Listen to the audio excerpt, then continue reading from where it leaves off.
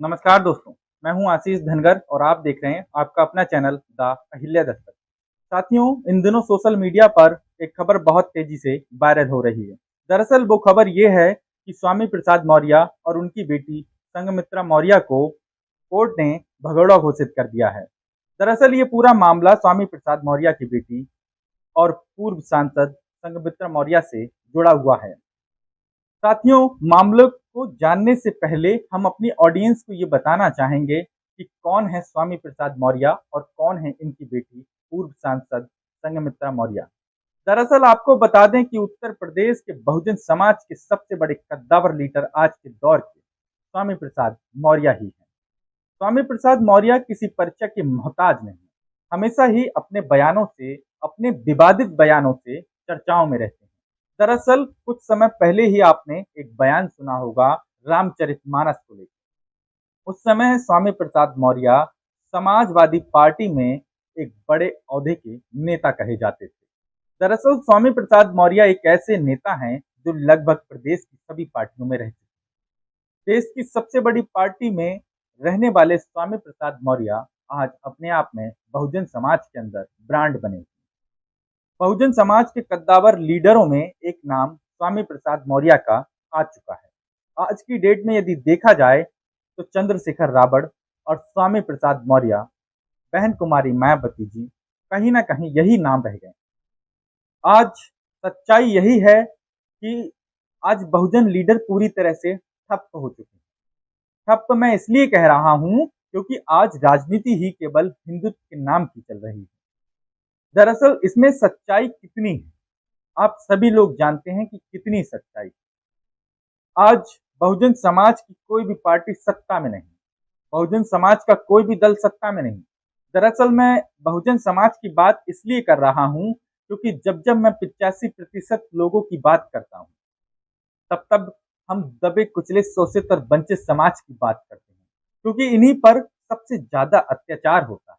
दरअसल आपको बता दें कि स्वामी प्रसाद मौर्य साल 1996 से लेकर 2016 तक लगभग 20 सालों का तजुर्बा बहुजन राजनीति के तहत बहन कुमारी मायावती जी के साथ में बहुजन समाज पार्टी में गुजारा है। बहुजन समाज पार्टी के बहुत कद्दावर लीडर रहे, नेता प्रतिपक्ष रहे, उत्तर प्रदेश के अध्यक्ष रहे। उसके बाद में तमाम पार्टियों में स्वामी प्रसाद मौर्य ने समय गुजारा, लेकिन सबसे ज्यादा बहुजन समाज पार्टी में स्वामी प्रसाद मौर्य ने अपना समय गुजारा। आपको बता दें कि साल 2019 में स्वामी प्रसाद मौर्य की बेटी संघमित्रा मौर्य भी बदायूं से सांसद बनी। बदायूं की जनता ने 2019 में संघमित्रा मौर्य को सांसद के रूप में भी चुन लिया। सबसे बड़ी बात तो यह है कि एक ही घर में दो विचारधाराओं की राजनीति कैसे संभव है।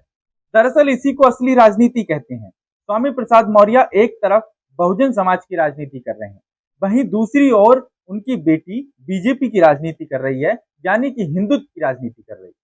साथियों, इसमें कोई दो राय नहीं है कि जब राजनीतिक परिवार राजनीति करता है तो उसमें अपनी अपनी विचारधाराएं हैं।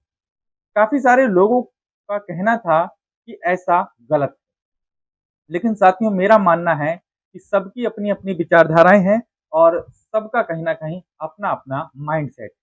दरअसल अब हम लोग इस मामले को लेकर के विस्तार से बात करें। आपको बता दें कि ये पूरा मामला स्वामी प्रसाद मौर्य की बेटी से जुड़ा हुआ है। संघमित्रा मौर्य 2019 में लोकसभा के चुनाव की तैयारियां कर रहे हैं। तैयारियां जोरों से चल रही हैं।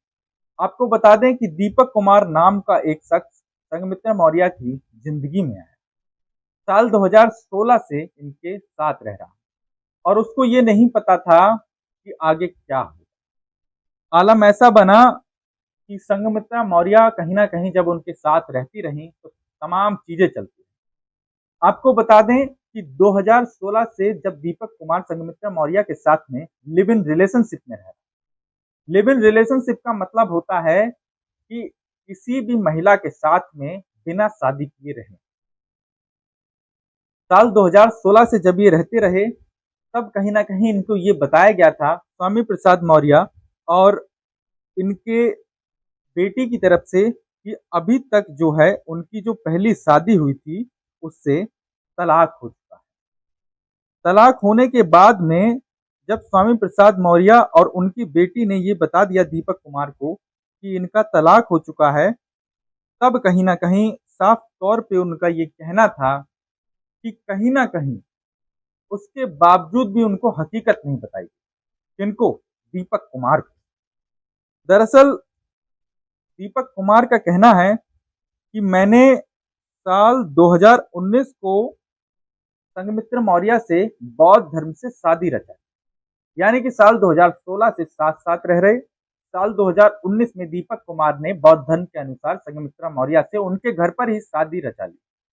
बौद्ध धर्म के अनुसार आप लोग तो जानते ही हैं, क्योंकि हिंदू रीति रिवाजों को एक बहुत बड़ा तबका है वो नहीं मानता है। हिंदू धर्म को पूर्णता नहीं मानता है, क्योंकि इस देश में बहुधार्मिक लोग रहते हैं।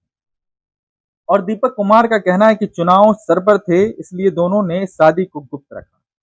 संघमित्रा ने 2019 के चुनाव में शपथ पत्र देकर खुद को अविवाहित बताया।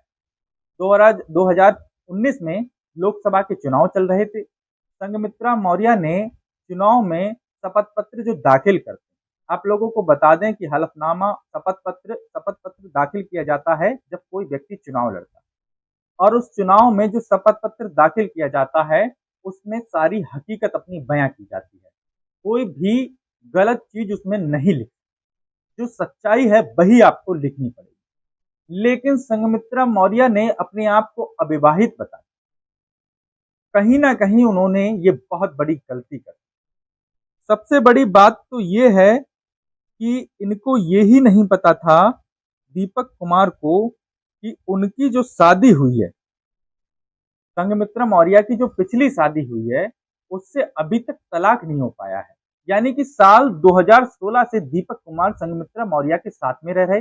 2019 में बौद्ध धर्म के अनुसार संघमित्रा मौर्य के घर पर ही शादी कर ली, और 2021 में मई 2021 में संघमित्रा मौर्य को पुराने पति से तलाक हुआ उनका। तब कहीं ना कहीं ऐसी स्थिति में जो दीपक कुमार ने ब्याह रचाया, जो शादी की, वो शादी तो मान्य ही नहीं हुई।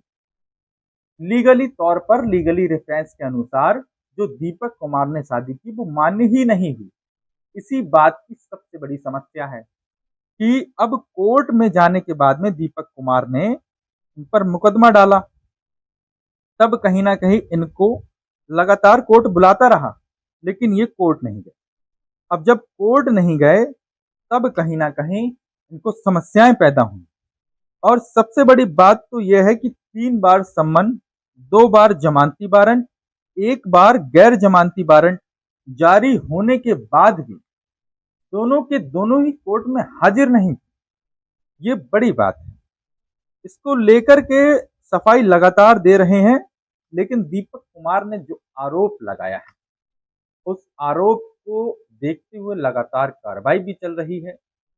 कहीं ना कहीं इनका कोर्ट में हाजिर ना होना ये बड़ी बात है, लेकिन अब इनको हाजिर होना पड़ रहा है। साथियों, सबसे बड़ी बात यह है कि स्वामी प्रसाद मौर्य जैसा कद्दावर लीडर, जब कहीं ना कहीं इनके चर्चे इस तरह से उड़ते हैं तो इससे बहुत बड़ा गलत प्रभाव पड़ता है, राजनीति हिल जाती है। आज की स्थिति ये बन चुकी है कि चाहे स्वामी प्रसाद मौर्य हो या इनकी बेटी ही, दोनों के दोनों ही सत्ता से दरकिनार हैं। पूरी तरह से आज सत्ता से दरकिनार हो चुके हैं। ना समाजवादी पार्टी पूछ रही है, ना भारतीय जनता पार्टी पूछ रही है। ऐसे में इन्होंने 2024 में जब लोकसभा चुनाव, स्वामी प्रसाद मौर्य ने समाजवादी पार्टी और बहुजन समाज पार्टी और भारतीय जनता पार्टी सब में आने के बाद में अपनी पार्टी बना ली, राष्ट्रीय सोशल समाज पार्टी का दामन थाम लिया। लेकिन उसके बाद भी इनको कहीं तवज्जो नहीं मिली। तो साथियों, इस तरह से ये पूरा मामला रहा। आप लोग इस पूरे मामले को लेकर के क्या सोचते हैं? कमेंट सेक्शन में अपनी राय जरूर लिखिएगा। हम फिर मिलेंगे एक नए वीडियो, एक नए टॉपिक के साथ में। तब तक के लिए जय हिंद, जय भारत।